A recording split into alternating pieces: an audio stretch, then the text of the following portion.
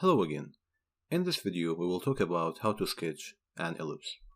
To start, clear the screen and from the ribbon here select ellipse. To sketch an ellipse you need to define a major radius and a minor radius. So the first click indicates the center of the ellipse. Now moving the mouse will define the major radius. Click, and now moving the mouse again will define the minor radius. The naming is not really important here.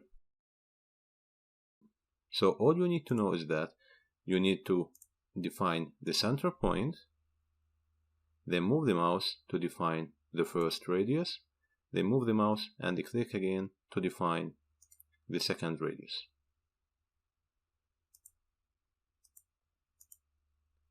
By finishing ellipse command, we are done with sketch tools. We still have some tools, but later on in this course we will talk about them in detail. In the coming section, we will start talking about sketch editing tools. Thanks for watching and see you in the next video.